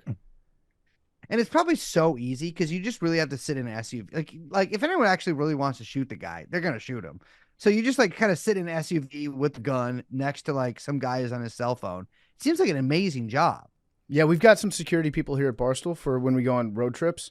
There's a lot of SUV sitting for sure. When there's crowds around, they do a good job moving us through the crowds. But yeah, corporate security, I think for the most part, seems like a pretty good gig. But I also think that a lot of CEOs, like very powerful, rich people, don't want to have 5 guys around them at all times seeing everything that they're doing. Because they're cheating. Yeah. So do we know for sure it was him? This is who they It looks apprehended? like him. So It he got looks like him. he got arrested, and allegedly he had Aside from it looks like him though. he had a similar gun on him. With a silencer With a and silencer. 4 fake IDs. Okay. Wow. And That's we've got his fake ID here. Mark Rosario. Mark Rosario. Ah, that's a good fake name. That's a pretty That good fake sounds name. real. Yeah, it's not From bad. Maplewood, Looks like- New Jersey. One of his aliases was Big T. Big T. What do you think about? Do you think it's a positive or a negative that he shot the guy? I mean, negative. Listen, Big But, T's like- all about safety. And what he did on the streets, that's not a safe thing. Break up. Well, listen, people get shot all the time, right? And usually people get shot. It's like, oh man, niggas that die guy got day, shot. B. But it's like this guy. It's like, don't you think that like sometimes in the general thing, like the general scheme of humanity, for a guy like this to get shot, you're like, I'll allow it. I am not in favor of anyone getting murdered. Me either. But it happened, right? And so it's not. We're not. The guy's not pulling us before he does it. If he asked me before he does it, I would say not my business. But it's because it's not. And also, if maybe he'll shoot me. But I'm like, if everyone in the world, like, I'm like, I'm not. Are you sad that he got shot? No, but I wouldn't be sad if Yeah, I guess that's true. I wish it didn't happen, but I'm not losing You sleep really over wish, it. but like if you had other stuff to wish for, would you wish for that? It would not be the top of my list. Are you asking, do I? Let me Like ask if you, I gave you Big T, if I gave you 100 wishes, would this factor in those 100 wishes? Probably not, What but would that you- doesn't mean that it was a positive. If I gave you 1,000 wishes, would one of your wishes be, I hope I could wish use the one of the United Health- 1,000. I could use one out of 1,000 for sure. But once you start wishing, you'll probably find other shit to wish for. Yeah, but 1,000's a lot of wishes. But there's a lot of stuff in the I would world. never waste going on this. Wait, you'd waste a wish? It depends the parameters of the wishes. Oh, the genies are gonna love you, Big T. The genies are gonna love Like you. how much cash can I get in each wish? Well, that's the thing. I mean, you got to talk to the genie, but like using we're the saying, wishes as an obvious- ATM, you're taking your installment at like $500 per wish. Well, it depends Gotta what go the back to the value of genie. each wish is. If I problem could is, just get Big as T- much cash as I need up front in wish number 1, I've got a lot of room to play I think with you're the not rest of the realizing, though, wishes. is that sometimes your wishes, they compound on each other because you get a new problem from the wish that you got. Okay, Exactly. and we can allocate 300 wishes to that, and we're still cooking with 700. Would you But rather... here's the thing, Big T. Every wish you wish for, something bad happens that you need to fix with the next wish. And you're going to waste one of those wishes. Because you're going to be Again- like, I want unlimited money. And then guess what? World economy crashes. I want the world economy to be better. Oh, guess what? I don't want Half the unlimited world's money. Population dies. Oh, I want everyone to come back. Oh, guess what? They're evil skeletons now. It's like you're going to, and then all of a sudden, like wish 500, the world is ravaged by fire, apocalypse, evil skeletons. You're like, I wish the UnitedHealthCare guy didn't get shot. You're not going to do that. Again, it wouldn't be one of the top 100, but I could spare one of the 1,000.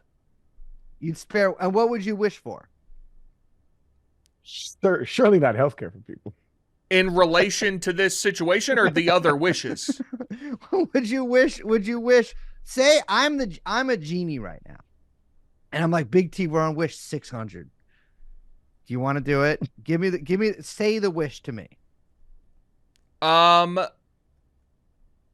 That the guy who felt the need to kill this CEO would have had rectified whatever problem led him to make that decision. Guess what?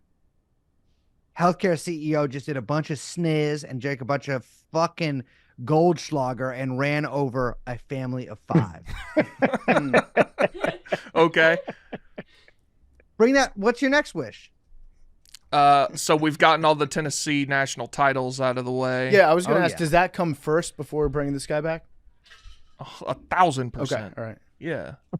I don't know. I mean, 600. We've gotten most of what we want. Well, we've lost a lot. Sure. We've lost a lot along the way. So you wouldn't bring, but it's interesting that your first thing was I wouldn't bring that family of 5 back. Well, you've created a fictitious trolley problem. Well, unfortunately, you've dealt with the genie. You know what? I no longer want to use one of my wishes. Okay, so you wish No, for I'm less no. wishes. I'm opting out of the wishes entirely. The genie don't work like that. I'm The genie's out of opting the way, out my of brother. all wishes.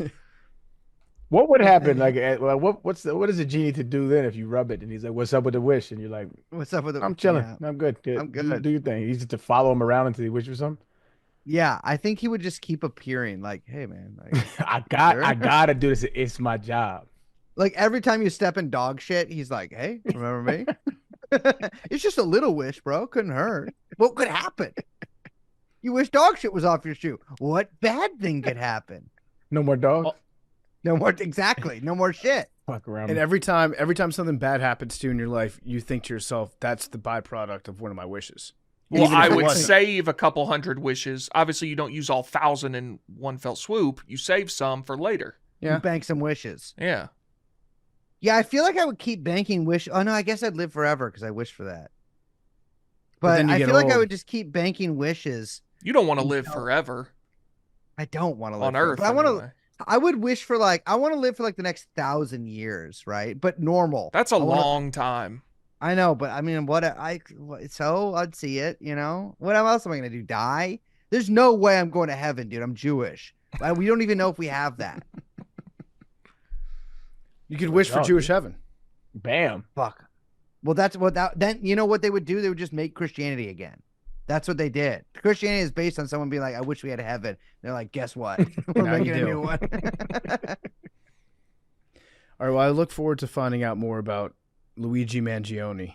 Mhm. Did he have I to like have it- such a I hilarious like name? a classic ethnic name like that. I feel like we don't get those so much anymore. Every like shooter is named like Mort, you know, or Yeah. like not even Mort, but it's like a guy named like Dylan, or like who is that like racist? Dylan Klebold. No, that was Columbine. Yeah. But it's like I it's know what guys, you're it's like saying. boring like Midwestern white names like that. It's who, like do us Nicholas the cap- Adam Oates. Exactly. Like this is Luigi. This is like a guy who would shoot someone in like 1915. Yeah. This is like an Italian anarchist. Exactly. Yeah. We've got a guy who has spoken to a source. Okay. Our very own Jack Mack He spoke to a source. spoke with a source that had a lot of friends that went to high school with Luigi Mangione. What keeps coming up is a back surgery that, quote, changed everything for him, and he went, quote, absolutely crazy. Checks out with his Goodreads history and the x-ray in his header. So there is, if you go to his Twitter header, there's an x-ray of like screws in someone's spine. Yeah. I assume that's him. The back pain, that explains the back pain. And his Goodreads, he has Back Mechanic by Dr. Stuart McGill and Crooked Outwitting the Back Pain Industry. So maybe that had something to do with it. And maybe he found some sort of elective procedure that would not be covered that might alleviate his back pain that he read about in one of these books. It got denied. Then he meets the guy in New York. Could be. I would love to know when the back x-ray was added to his Twitter header. That's a pretty significant thing to put as your Twitter header. Oh, right. Yeah, no one wants to see that. I'm wondering if there's a way to see like what his Twitter used to look like. Like, if yeah, I it's was like thinking on, like, that too, archive or but I something don't like know that. If there is, there is some like plugin you can use to see like past variations of people's Twitter, but I don't know if that works for like pictures. They found his Facebook account too. Somebody found a picture of him holding up a McDonald's Happy Meal.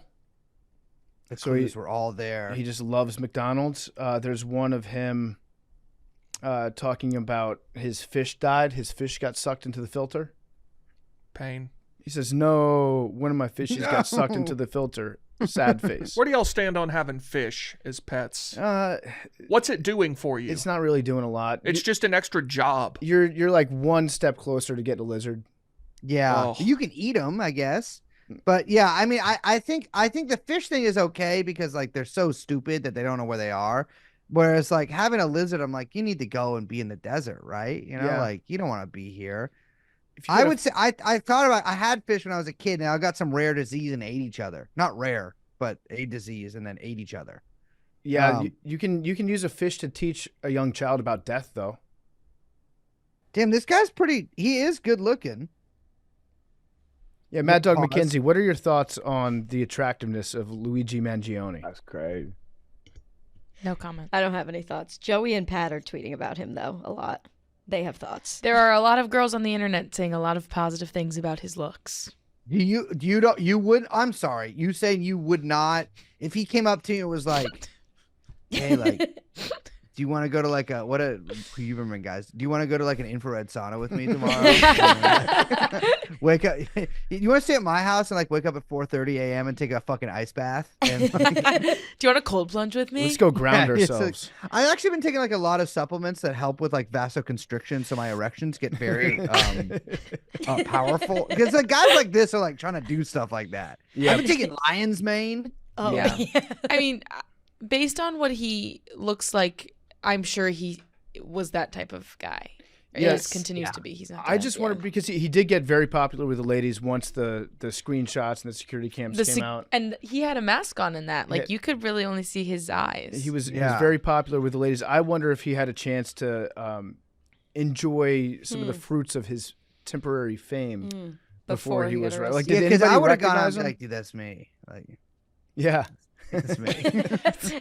I wonder if he got recognized somewhere Don't tell anybody. on his way to Altoona and he got to have fugitive sex. Dude, well, I mean, he went to Altoona, and Altoona, everybody from Pennsylvania knows Altoona girls are the best. Alpuna, that's what they call it. Altoona. And so he was probably like, he must have been just like looking on the internet and be like, damn, this is sick. All these, everybody wants me. Yeah. He probably had a fun couple days online. Yeah. But he got narked out in McDonald's. How suspicious do you have to be acting in a McDonald's for somebody to be like, no, like, do they not I have to call the maybe cops? Maybe he was the only guy in the Altoona McDonald's that wasn't a tweaker. And they're like, well, listen, there's something going on here. Like, yeah, he was acting too normal. Yeah. Yeah. He ordered and paid and like didn't start collapsing and vomiting. So like I think we have something here.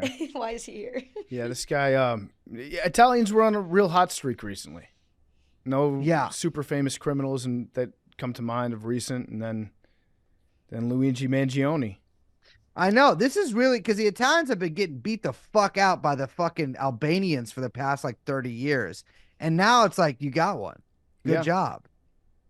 Also, he's this guy's body's too good.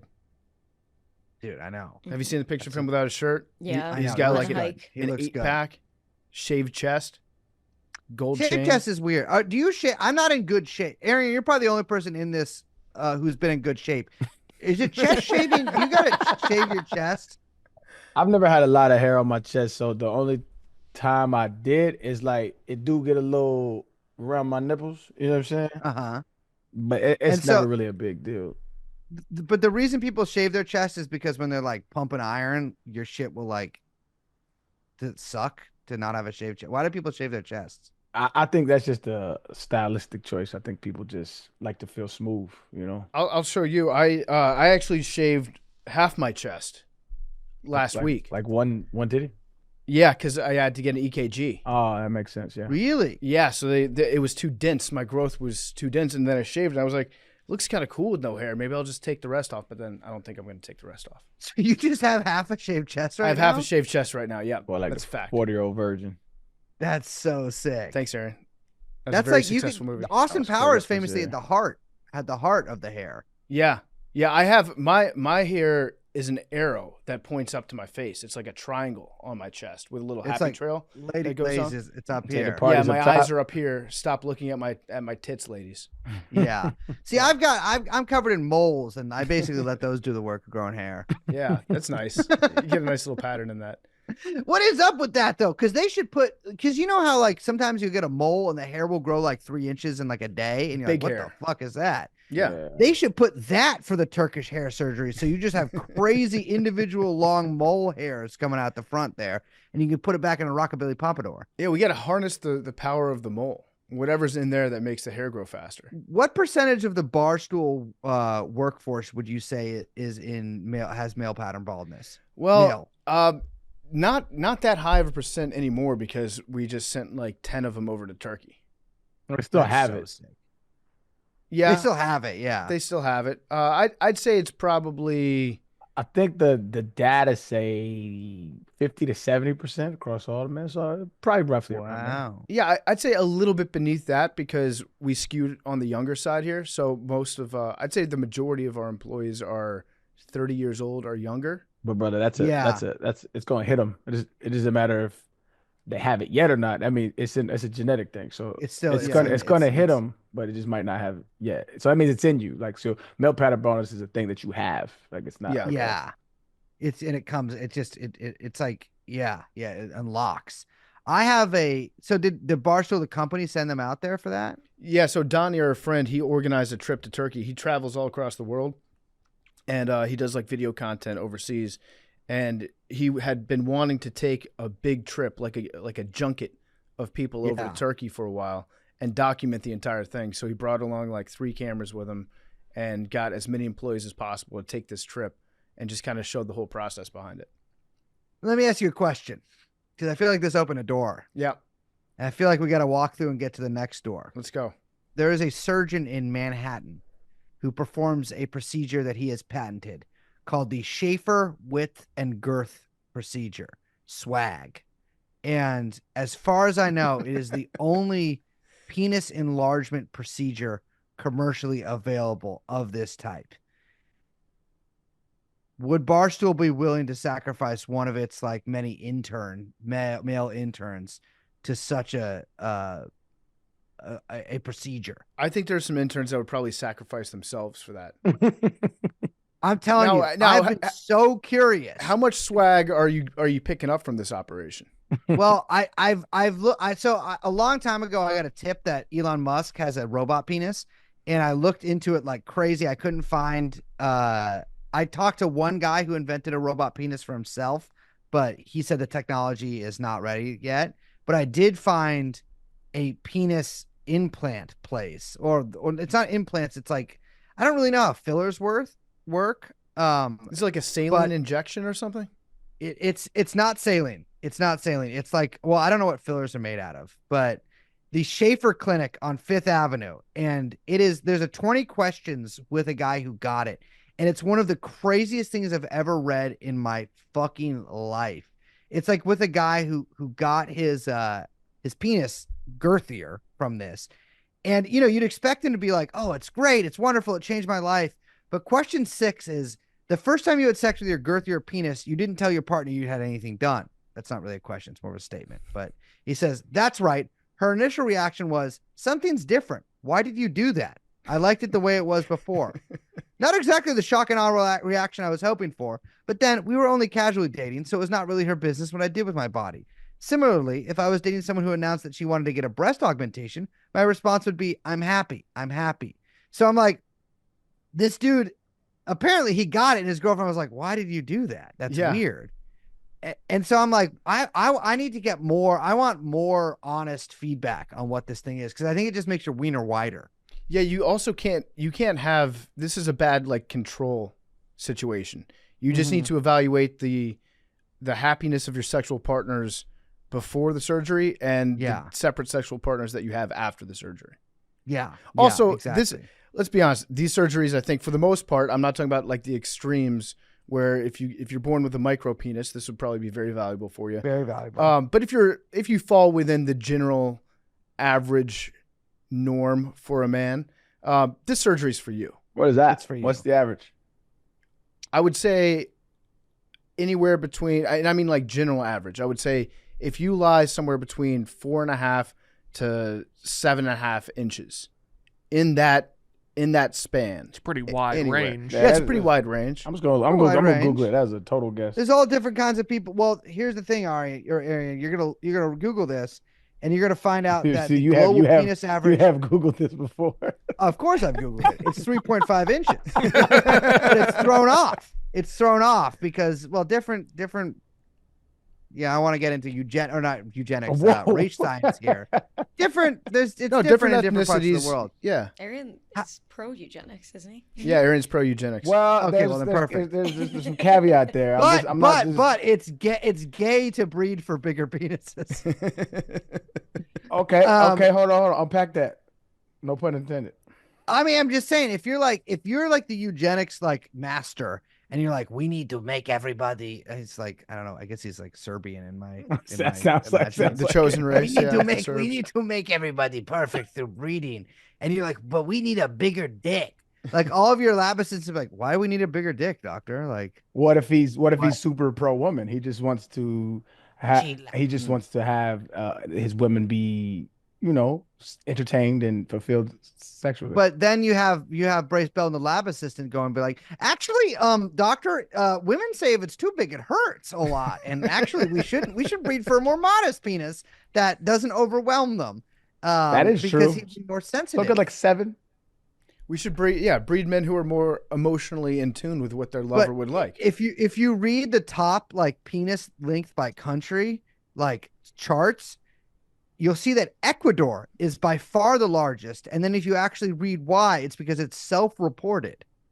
Oh. So it's like, okay. The data may be skewed. All right. That's awesome. This is what the AI overview on Google says. According to most studies, the average erect penis size for a male is around 5.1 to 5.5 inches. Interesting. With the average flaccid length being around 3.5 inches. So you was talking about just chilling size. So, well, with my penis is super long, flaccid, but when it gets erect, it kind of constricts and like all of it goes into like one mighty little, like it's like a milk dud or something like that, or like a doorbell, like a big door, like a Ring camera. Yeah, a huge doorbell. Huge doorbell to a mansion. Yeah, but definitely, but flaccid. I mean, it's God knows it's like an elephant's trunk. But I wish more women understood that the variety of size and shape of your dong, just walking around over the course of a given day, varies. It fluctuates wildly depending on how you're sitting, where the temperature is. If you just ran, if you worked out, got out of the shower. Yeah, from I'd say from like minute to minute, the penis changes. Yeah, the penis changes by hundreds of percentage points. Yes. The various weights that I've attached to it, to try to make myself a little stronger. Yeah, I mean it's different. I just I saw a micro penis on a leash once in San Francisco, and I was always like, damn, if I had a micro penis, I would just tell people my penis got shot off in war. Yeah. You saw it on a leash? Yeah, I saw it on a leash. What does that mean? I'm trying to think they do there. What does that mean? It was like a lizard leash. Like that you would put like on a lizard or something like that. That's how. So they were just walking around naked and they attached the leash to it. Well, he wasn't completely naked. I think the guy was wearing something like a leather vest, but yeah, he didn't have money. His dick was definitely out. I mean, what there was of it, but it was like there's like a fetish festival, like a S&M festival Okay, yeah, that I did not like that. I hate getting hit in a sexual or non-sexual context.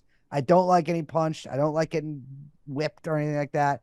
But I would walk through it because I love looking at freaks.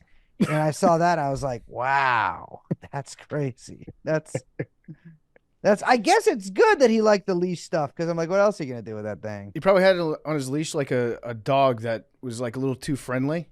Yeah. So like he's trying to control his penis. He's trying to control it. Also probably can tug it out a little bit more. But yeah, it looked kind of like I do it kind of feel looked bad like for dudes that don't really too. have it down there because it's like it's not your fault and like it matters to a certain extent. Yeah. And it's like it's totally out of your control. I be feeling for them cats. Exactly. It's kind of yeah, but that's what I'm saying. Like if I had that, there's an Ernest Hemingway novel called The Sun Also Rises about a guy who got his dick shot off in World War One. Okay. And he's like trying to fuck this chick, but he can't because he doesn't have a penis. And I guess he just fingers her or what I don't remember. He like fingers her in a carriage. Yeah. But I was always like, I guess if I was born with a micro penis, I would make up a story where like my penis got bit off by a dog or something when I was saving like a baby from a burning building. Like I would have some tragic story because then people like they feel bad for you, but it's like they're like, oh, but he's so brave. Yeah. You know? Yeah. I'm reading this Q&A right now with the Schaefer Clinic with the guy that got the implant. Question 14. You also said masturbating with your girthier penis was a huge turn on. What was so arousing about it?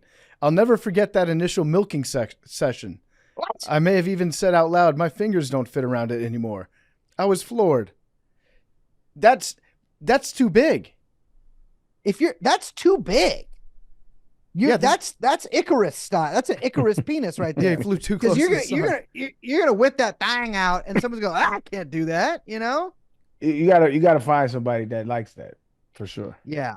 I'm going to ask around. This might be a question for the New York office because we still do have that office that you stopped by, Brace. Oh yeah, that dump. Yeah, we'll see. We'll see if anybody in there wants to go to the swag procedure on Fifth Avenue. That would be a good trip too. I think you should get lip fillers, PFT. Thank you. I got small lips. Oh, I didn't mean it like that. I just like. Not that I ever noticed. I don't know why I said thank you. No, not that Fuck I you. noticed, I have small lips, Brace. I think Man.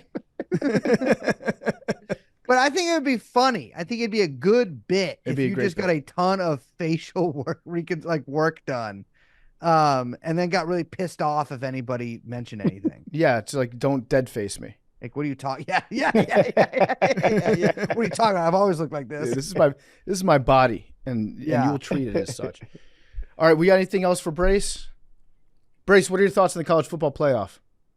Oh, I definitely think that Stanford's going to take it. But who's in it? Who's in it? So Tennessee's in it. Ohio State, SMU. They're in it. SMU. Yeah, it is Southern Methodist. But what Texas, what college? correct? Where is it? It's in Texas, and they won the Atlantic Coast Conference somehow. Which Stanford is also now in. Yeah, Clemson is in the playoffs. Georgia. What the hell is Clemson? Also, Okay. SMU did not win the Atlantic Coast. Oh, sorry, they Conference, came in second place to Clemson in the ACC. Georgia is in the playoffs. Notre Dame, Indiana, Texas, and Boise State, Penn State. Penn State, and Arizona State. Well, that's the number one party school in the nation. But I think that could work against them because they might have a little too much galaxy gas in those fucking lungs to be able to run the length of the football field. I'm going to go with Tennessee. Love to hear that. Love to hear that. And I'm going to tell you why. I'm going to go with Tennessee is going to win, and then something really bad is going to happen. They're going to win, and there's going to be some kind of curse. Fine. And they'll never win again. Fine. Never win it like a shitty game against what I assume was a bad college, like whatever one PFT went to. Yeah, But James Madison. what college did you go to? James Madison. What is that? It's like a mid-tier. It was a mid-tier safety school in Virginia at the time. No, but is it like for actual like learning or for football. No, it's for learning. It was not a football school. We had a statue of President James Madison on our campus. We still do. Figures. And he's the smallest president. I believe he stood at about 5'3". Wow. And the statue on campus is life size. So it's the most unimpressive statue that you've ever seen in your life. Arian, where'd you go? Tennessee. Tennessee. Oh, so this is like a Tennessee. Thank God I said that. Yeah. Oh my God. But I'm not like, I don't have allegiance to, like, it's whoever wins. He doesn't care. Which is funny Did because you he play just college played football? there. Don't you have to do that if you're in the NFL? It is normal for cats to like root for their alma mater, but like if they win, that's dope. I know a lot of people there, and like I'm happy for them. But I just don't have a an allegiance to like fandom like that, and so yeah. Well, I went to the college. I briefly went to San Francisco City College before I dropped out because I was too addicted to heroin. But they had that is the alma mater of one of the best football players of all time, the Juice, O.J. Simpson. And there was still a picture of him in the swimming pool locker room. Like, not prominently displayed, but it was in there because he was kind of our guy. So I think that the San Francisco City College Rams are going to take it. Okay. I like that. Say what you want about OJ. He was a very good running back. A very good running back and good driver, too. great, Yeah, that's true. great running back. Great running back. I did not know good this, driver, that too. OJ went somewhere other than USC. Yeah. Well, he went to City College for, I think probably transferred because that's what He was most too people addicted did. to Not heroin. me. I transferred right to the gutter. All right, Brace. Thank you for joining us. Appreciate it. This is great coincidence. My computer's about to die. I think we've all learned a lot today about Syria and penises. All right, guys. All I'll right, see ya. We'll talk to you later. Brace was also brought to you by BlueChew. BlueChew is an online service that delivers the same active ingredients as Viagra, Cialis, Levitra, but at a fraction of the cost, and it's in chewable form. The process is simple. Sign up at BlueChew.com, consult with one of their licensed medical providers, and once you're approved, you will receive your prescription within days. BlueChew tablets are made in the USA, prepared and shipped directly to your door, and it's all done online. No visits to the doctors, no awkward conversations, no waiting in line at the pharmacy. You can take them anytime, day or night, so you can plan ahead or be ready whenever an opportunity arises. Does it work? Don't think you need it? Try it for a month and see. You're going to love it. Your partner's going to love it. BlueChew wants you to have the confidence to perform at your best, so discover your options at BlueChew.com. And we included a special deal for our audience. Try BlueChew free. Just pay $5 shipping at checkout when you visit BlueChew.com. That's BlueChew.com. First month free. Visit BlueChew.com for more details, important safety information. We thank BlueChew for sponsoring Macrodosing. All right, that was Brace. PFT had to skate out, man. We appreciate y'all listening, and we don't have a topic yet for next week, do we? So we just Not spitball confirmed. it to let y'all know. Tweets any suggestions. For sure. All right, y'all. Much love. Take care.